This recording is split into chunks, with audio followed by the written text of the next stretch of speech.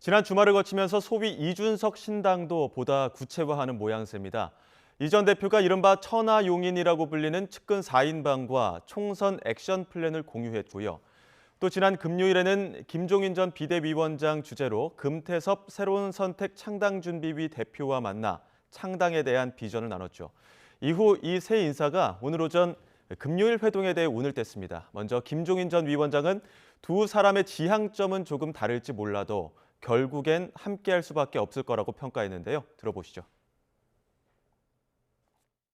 두 사람이 지향하는 목표가 똑같고 두 사람이 놀아줘서 오면은 서로 세력이 소위 분할될 것 같으면 목표 달성에 지장이 있기 때문에 두 사람이 합할 수밖에 없지 않느냐 하는 얘기예요.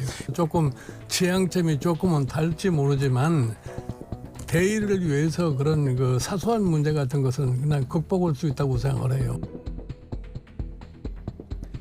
네, 그럼 당사자들은 어땠을까요? 아무래도 공통점보다는 차이점을 좀 더 많이 발견한 듯합니다.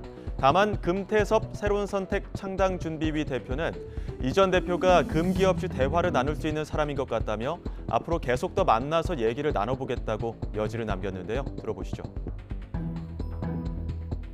이준석 대표는 국민의힘의 직전 대표이기 때문에 당에 대한 어떤 애착도 있고 이게 좀 잘 됐으면 좋겠다는 그런 생각들이 많을 겁니다. 근데 제가 생각하기에는 지금 우리 양당 다 어떻게 고쳐쓰기가 어려운 상황이고 이 양당 구조를 깨지 않으면 한국 정치의 미래가 없다고 생각하기 때문에 그 부분에 대한 인식이 같으냐. 근데 이제 이번에 대화를 해보니까 저랑 사실 생각이 다른 점도 많고 차이가 많은데 그래도 대화가 되고 얘기가 통한다. 진짜요? 계속 더 만나서 얘기를 해보겠다고 생각하고 있고요. 이준석 대표도 그럴 겁니다.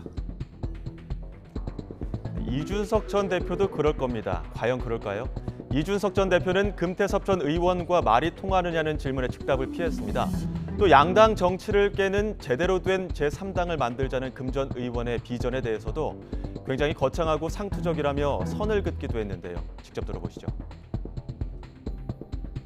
금태섭 의원 하면은 아주 똑똑한 분으로 알려져 있고, 근데 이제 이 방향성에 있어가지고 저는 이번에 제가 만약 신당을 하게 된다면은 말이 통하는 사람들과 하고 싶다는 생각했었어요.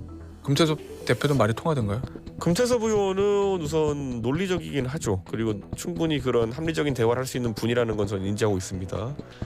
하지만 생각해봐야 될 거는 사람들이 지금 국민의힘에서 이상한 행동을 하는 사람들이 대부분 멍청해서가 아니라 마음을 잘못 먹으면 그렇게 되는 거거든요.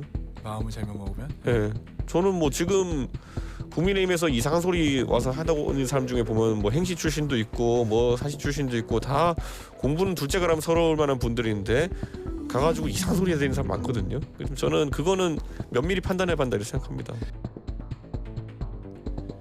제3지대 신당 창당을 공식화한 금태섭 전 의원, 그리고 자신의 정치권 데뷔 12주년인 12월 27일을 D-Day로 잡고 창당을 저울질하고 있는 이준석 전 대표.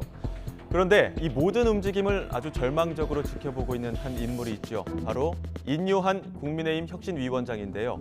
오늘도 제발 참아달라며 호소했습니다. 이준석 신당은 만들어질 거라고는 보십니까? 옳고 그른 걸 떠나서. 아직도 100% 미지수라고 믿고 싶고요. 아직도 여러 통로를 통해서 손을 내밀고 있고 아직도 본인을 위한 거 아니고 우리를 위한 거 아니다. 좀 참아달라. 조금 제고해달라. 이런 지금도 요청하고 있습니다. 이 방송에서도 요청합니다.